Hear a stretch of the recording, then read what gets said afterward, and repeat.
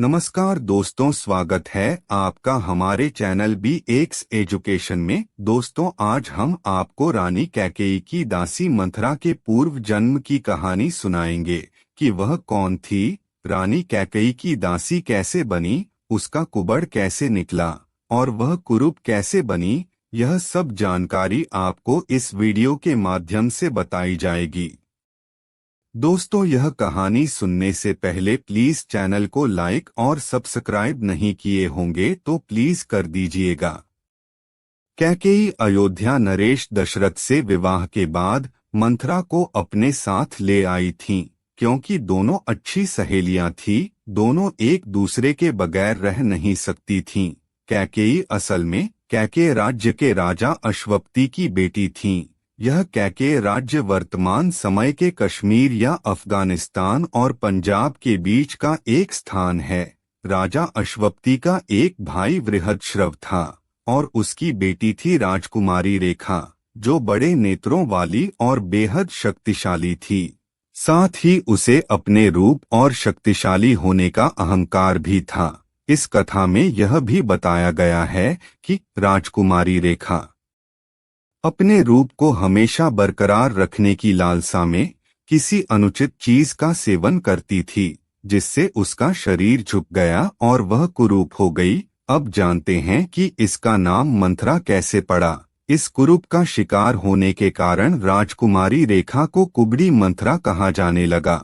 मंथरा का अर्थ मंथर यानी खराब बुद्धि के कारण पड़ा, क्योंकि शारीरिक रूप के बाद वह मानसिक रूप का भी शिकार हो गई थी और उसका व्यवहार जग हंसाई के कारण अक्सर बुरा हो जाता था। राजकुमारी रेखा के कुरूप हो जाने के बाद भी कैकेयी का लगाव उससे बना रहा, इसलिए वह विवाह के बाद उसे अपने साथ अयोध्या ले आई।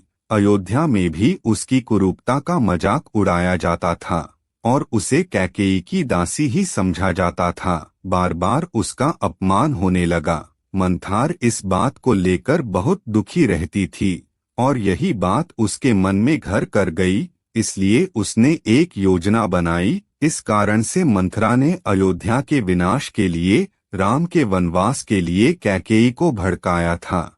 दोस्तों, मंथरा को एक कथा में बेहद खूबसूरत और बुद्धिमान राजकुमारी बताया गया है।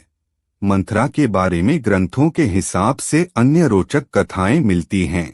लोमश ऋषि रामायण में उल्लेख बताया जाता है कि श्री राम वनवास के बाद लोमश ऋषि अवध आए थे, तब मंथरा की कथा सुनाई थी। मंथरा प्रहलाद के पुत्र विरोचन की पुत्री थी। जब विरोचन ने देवताओं पर विजय हासिल की तो देवताओं ने ब्राह्मण भिक्षु रूप धरा और उसकी आयु मांग ली और फिर दैत्य बिना सरदार के हो गए थे। तब मंथरा की सहायता से दैत्यों ने देवताओं को हराया, क्योंकि मंथरा उस समय बहुत शक्तिशाली थी। और तब देवता भगवान विष्णु की शरण में गए। फिर विष्णु की आज्ञा से इंद्र ने वज्र से वार किया। मंथरा चिल्लाती हुई पृथ्वी पर गिरी तो कुबड़ निकल आया। यह कहानी यहीं खत्म नहीं हुई। लोमश ऋषि के अनुसार मंथरा अपनी पीड़ा में विष्णु को कोसती रही, लेकिन उसके अपनों ने भी उसे ही दोषी माना।